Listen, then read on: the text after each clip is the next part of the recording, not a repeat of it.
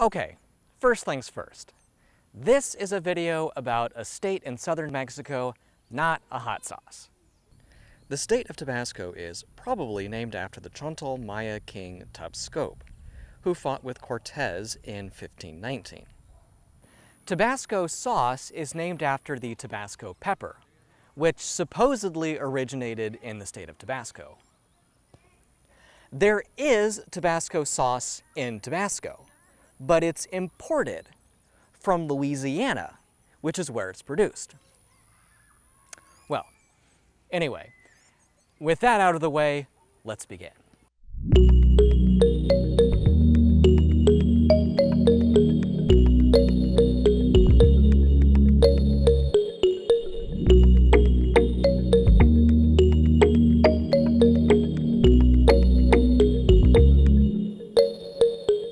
Tabasco is a small state in southern Mexico on the Gulf of Mexico, due south of western Louisiana. It lies to the north of the mountainous state of Chiapas, east of Veracruz, and west of the Yucatan Peninsula. Tabasco is pretty unique in Mexico for its geography. Most of Mexico is either arid or mountainous. Tabasco is neither. It rains quite a bit here, more than most of the rest of Mexico, although not as much as Veracruz. It also rains a lot in Chiapas upstream, and that water flows down to Tabasco. Thanks largely to rainfall in Chiapas, Tabasco has Mexico's two biggest rivers in terms of flow, the Grijalva and the Usumacinta. Geologically speaking, most of the state is made up of sediment washed down from Chiapas. It's pretty flat here, and there aren't a lot of hills. There are plenty of lagoons and marshes. Flooding is common in certain areas during the autumn, which is the rainiest part of the year. The state is 18 degrees north of the equator. This is the tropics, and it's hot here for most of the year. It cools down a bit in the winter, but it's never really cold here, at least not for very long.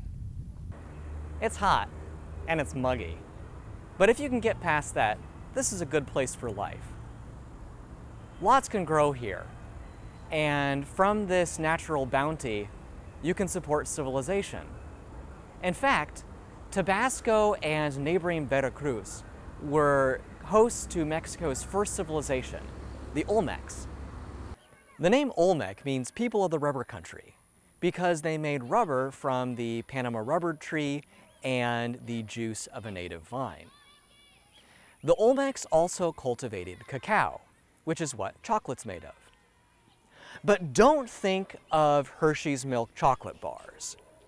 Both cow's milk and sugar are from the Eastern Hemisphere, and they were unknown in the Americas before Columbus. The Olmecs didn't eat chocolate, they drank it. To this day, people in Tabasco drink a big variety of chocolate drinks.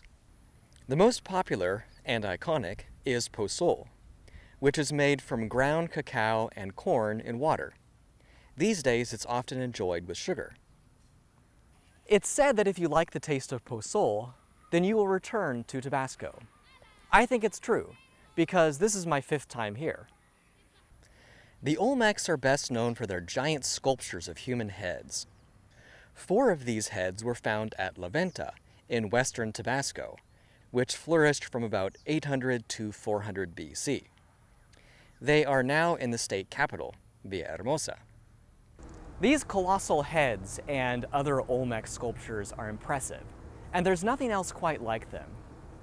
In fact, the Olmecs were probably America's best sculptors, even though they were the first civilization here. This was no rough draft civilization. This was a fully formed civilization.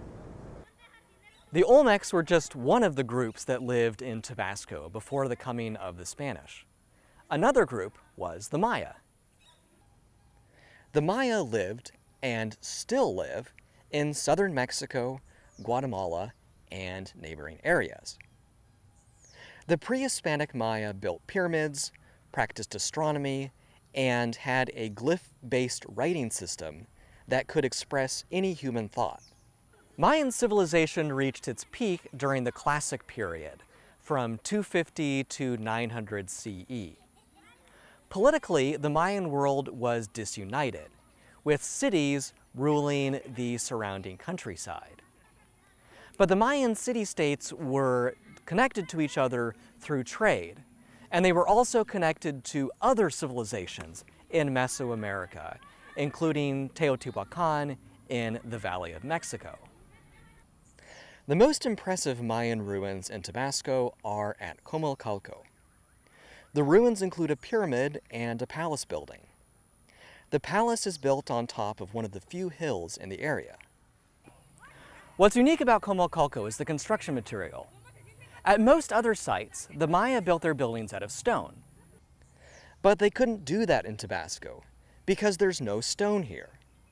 Instead, Comalcalco is built out of brick, much like the ziggurats of Mesopotamia.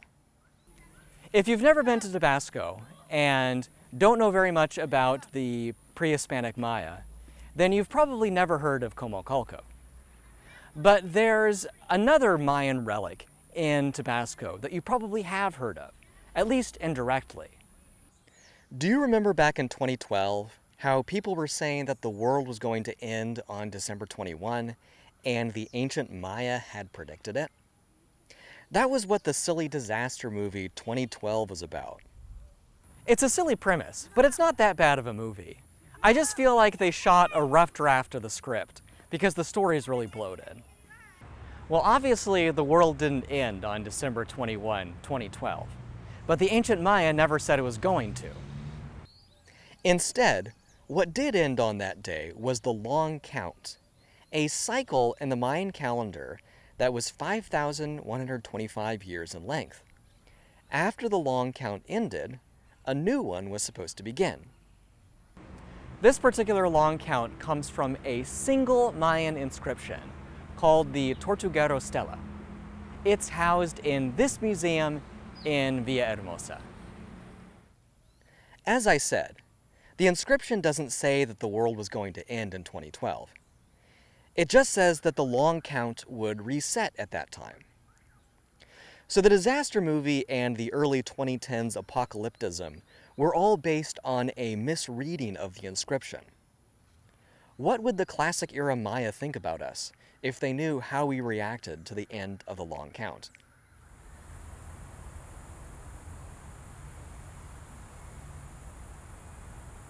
Well, that's a quick introduction to the history of Tabasco before the Spanish came in the 16th century. On future visits to Tabasco, I'd like to make other videos about the later history of the state, including the multiple times it's been invaded and the invaders have been kicked out, and what things were like here during the Mexican Revolution. But for now, that's it for this video. This is Willie Logan in Villahermosa, Tabasco, signing off. Adios.